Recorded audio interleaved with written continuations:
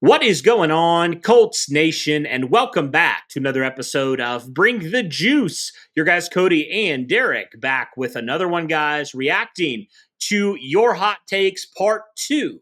We are rounding out the Twitter takes here, and then eventually we're going to hop on to the Instagram ones as well. So we got a few here. We got 5 we are going to talk about today to round out Twitter. So the first one here, Derek, why don't you take it away here? First one here, what we got? All right, number 1 here. So let's go ahead. I want to make sure I get the right person for this. Yes. Okay. So Icy on X says Josh Downs will take over as wide receiver 1. It's a couple different things here. Daniel Jones will have a Sam Darnold type season and win comeback player of the year. And Jonathan Taylor will have a similar year to 2021. Now, of all of those, Cody, which do you think is most likely? What's most likely? Ooh, that's a good question. I would say, honestly, it's probably Josh Downs taking over as wide receiver 1. I was torn. It's very close to me between that one and JT having a similar year to 2021 because we actually just talked about it when we were looking at our running backs. Like Jonathan Taylor actually had his best season since 2021. So, with a few less carries, could it make him a little bit more efficient? Potentially. But we're talking about leading the league in rushing. That is a big, big deal. So, you got guys like Saquon Barkley, you got Derrick Henry, just to name a few. You got a lot of good running backs. So it's certainly going to be challenging, especially if some of his touches are taken. And obviously that's a good thing, but he may not get as many opportunities. So I'm probably going to stick with Josh Downs as well there. But I tell you, man, I put in my Twitter bio that I'm the eternal optimist, but tell you, Icy, you are the eternal optimist, man. I love it, man. I would hope that if all three things of this happen, it's going to be a really good year for the Indianapolis Colts. I mean, Sam Darnold's season, man. I mean, over 30 touchdowns, that would be insane if that actually happened. Daniel Jones does that. You got to probably lock him down for the next couple of years. That's a bold take. That is a very bold take to say. The Daniel Jones one, that's a crazy. I think he could have a solid season, but a Sam Darnold type season, man, you're making the playoffs then. The crazy part is when you're talking about a Sam Darnold type year. So obviously nothing really changed much for Sam Darnold from when he got drafted by the Jets to then going to Carolina and now ending up in Minnesota and then going to Seattle, obviously now. Like, him as a player, he might have gotten a little bit better over the years, a little bit, but overall, it's not really much of a change. What really ultimately changed was the team around him put him in a system that allowed him to be a much better quarterback. And he was, because of the surrounding units. The offensive line wasn't too bad. He had a running back that he could rely on. He had weapons galore, right? So, I mean, we've kind of been saying the same thing about Daniel Jones. If Daniel Jones was ever going to have a season in which he showed people, oh, I can be a franchise guy if you just give me a shot with a decent team, this is the one.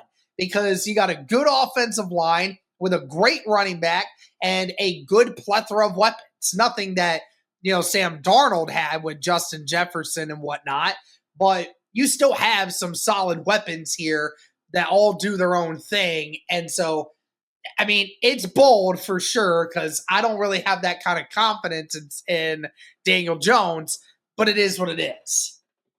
Right. I mean, that would be – I just had the stats pulled up here. Sam Darnold last year, 4,300 yards, 35 passing touchdowns, only 12 interceptions.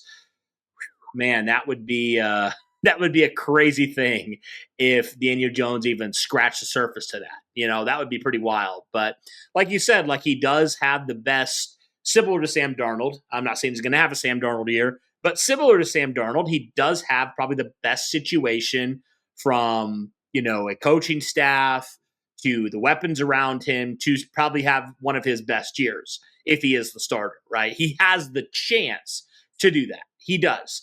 But Obviously, there's going to have to be a lot that does change because Daniel Jones hasn't even sniffed those numbers at all. Even his best season was average at best. So it's going to have to take some crazy sort of stuff. But again, a year ago, we probably said the same thing about Sam Darnold. So crazier things have happened.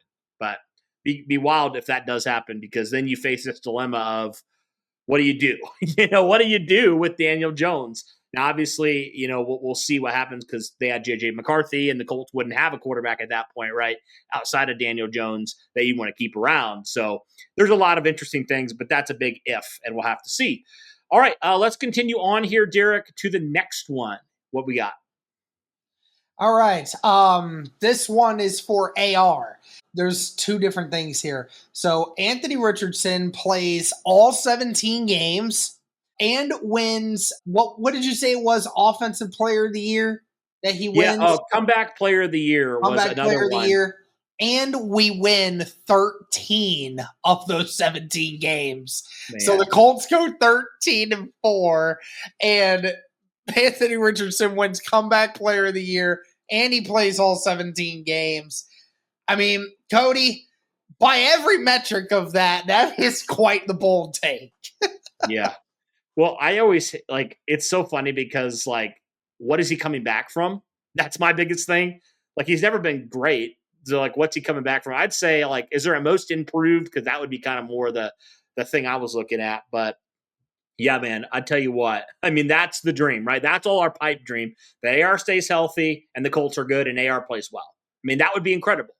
But there's a lot of question marks, just like with Daniel Jones, for a reason, because it hasn't been that way at all by any stretch of the imagination. So, yeah, there's a lot more questions and answers for sure.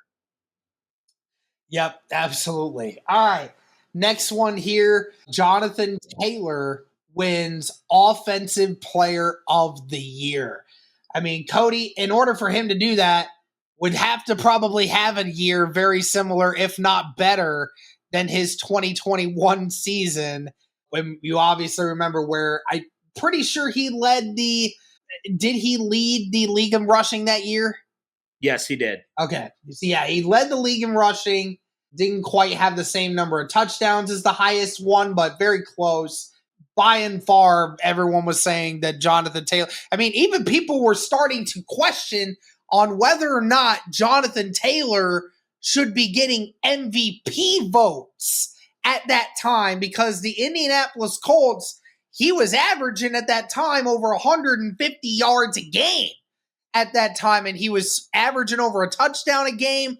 He was putting the offense on their back. You saw that 5-touchdown performance he had against Buffalo, and then obviously he had a couple more. He had one against the Jets where he went off, and then obviously the New England game, he had a big run there at the end that basically ended the game for them. So, I mean, you saw how important that 2021 year was for Jonathan Taylor, and even allowing the Indianapolis Colts to even be a potential in the playoffs.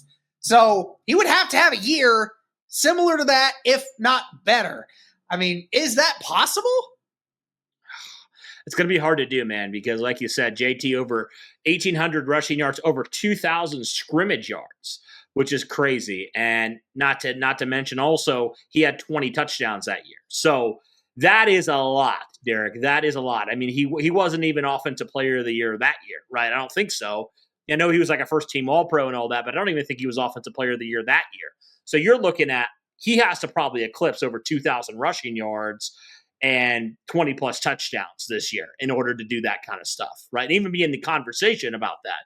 And I don't know if that's going to happen. He had a good year last year, but Derek, the last couple of years, Jonathan Taylor has missed time. I mean, he's only had one season where he's played all 17 games. So that is definitely a concern there. Is he, if/when he misses a game or two, it's going to be a thing again, right? And he's not going to get the opportunity to reach those marks. So that's my biggest thing with JT, is just he's been a little bit injured. He's not the greatest receiving back in the world. So that's definitely a thing as well. He's not over there. I mean, he had his best receiving year, I believe, in 2021, and he only had 360 receiving yards. So it's not like this guy's out here, pulling a Christian McCaffrey where he can, do all that. So he's going to have to do a lot. That's going to be a challenge for him because there's a lot of great players in the league, and he's going to have to do something really special this year for that to happen. Yeah, no doubt, man. Let's go to another one here. This one from TF_Hobo says Colts win week 1 and win in Duval. So there's a two-parter there. Winning week 1, which is obviously your game against the Dolphins, and then obviously winning in Duval, which again, the Indianapolis Colts have not done for over a decade. Cody, I mean, you're talking about as bold can get. When you're talking about beating Jacksonville in Duval, that's about as high as it gets. Yeah, so Derek, I mean, that would be incredible, but we've said it for how many years, right? We're not going to pick the Colts to win in week 1.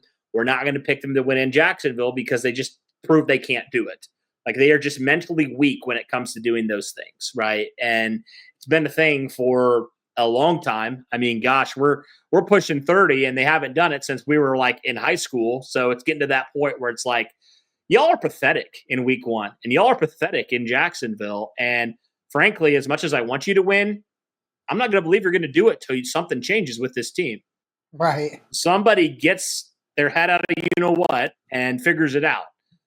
Haven't figured it out with Frank Reich. Didn't figure it out with Steichen so far. So I'm not going to pick them, man. I would love for that to happen, but I would love for even one of those things to happen.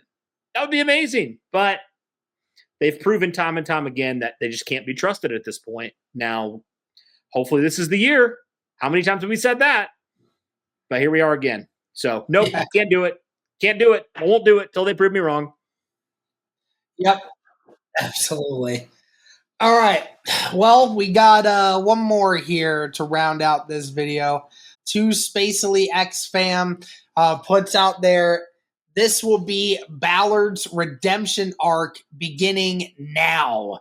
So, I mean, hey, listen, if it took 9 years for Ballard's redemption arc to finally happen, well, I'm glad it's finally happening. But yeah, the redemption arc of Ballard right here. Well, I mean, Cody, ultimately, I think you and I can both agree that the only way that the redemption arc happens for Ballard is if the quarterback situation figures itself out. No doubt. It's all going to hinge upon whoever the quarterback is figuring it out. And yeah, I think you got to at least make the playoffs. That's the bare minimum. Make the playoffs. Win the division would be a cherry on top of it. But it's not a cakewalk division anymore, Derek. It's not. Like, you've got Houston, who's still sitting there. They've bullied you the last couple of years. And, you know, you got Jacksonville, who, yeah, I know they weren't great a year ago, but they're a couple of years removed from being a pretty solid team overall. Now with Liam Cohen, who knows what will happen there. Tennessee, obviously, I think they're still a couple years away from competing, but they got their quarterback. So, yeah, if you're the Colts, man, this is it. It's do or die this time. And if you can't at least make the playoffs, it's done for Ballard, I think. But got to start with there. If his redemption arc begins, it's got to start with a playoff berth of some sort. It's got to. Yep, absolutely, man.